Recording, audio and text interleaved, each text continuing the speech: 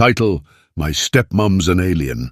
Billy Bob Jr. had always considered himself a pretty ordinary kid.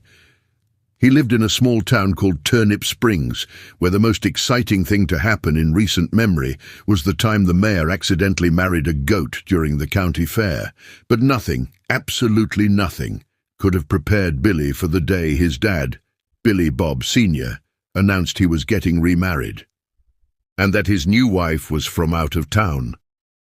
"Oh, where's she from?" Billy asked innocently. Billy Bob Sr. scratched the back of his neck, hesitated, and finally muttered, "Venus." Billy laughed, expecting his dad to laugh too. He didn't. The next evening, Billy met his new stepmom, Zylora Q. Flanog. She was tall, unnaturally tall, with a greenish tint to her skin and hair that seemed to float around her head like it had a mind of its own. Her eyes were big, round, and silver, like dinner plates, and she had a voice that sounded like a choir of tiny crickets. "Hello, Billy Bob Jr.," she said, extending a hand with far too many fingers. "I have chosen your father as my earth-bonded mate.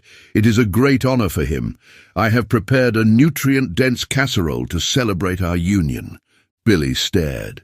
His dad grinned nervously. The casserole glowed. Over the next few weeks, Billy tried to make sense of the situation. He had so many questions. Why was Zylora always wearing sunglasses at night? Why did her casserole growl when left unattended? And why did the neighbor's cat, Mr. Whiskers, keep circling her in apparent fear? The final straw came when Zylora offered to drive Billy to school. She didn't use a car.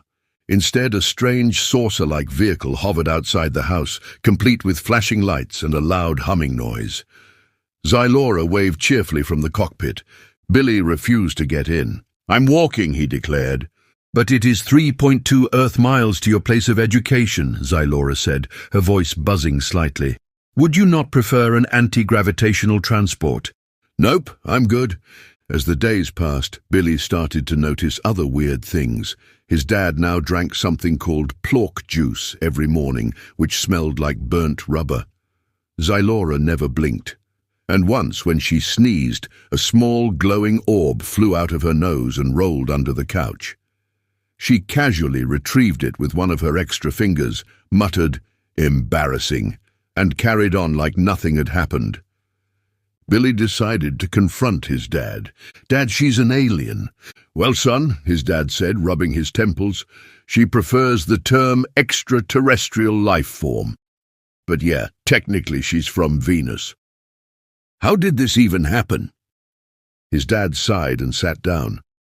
"It's kind of a long story. I was fishing at Lake Big Mouth, and suddenly this beam of light sucked me up into the sky.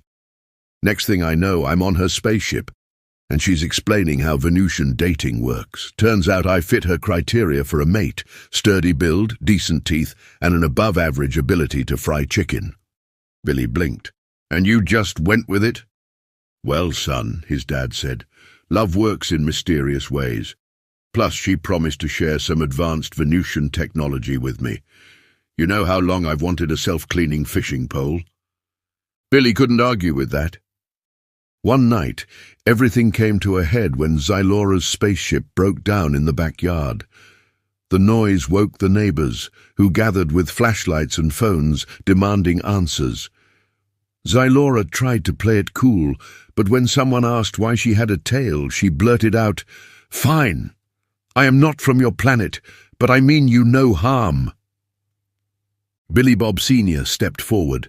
"Folks, let's not jump to conclusions. She's a great cook, and she's teaching me how to build a tractor beam for my truck.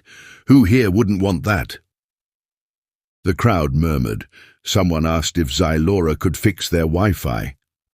By the end of the night, most of Turnip Springs was on board with having an alien in their midst, especially when Zylora revealed she could make crops grow twice as fast and taste 3 times as sweet. Billy, however, still had his doubts, but then Zylora handed him a strange, glowing device and said, "This will make your homework do itself." Billy grinned. Maybe having an alien stepmom wasn't so bad after all.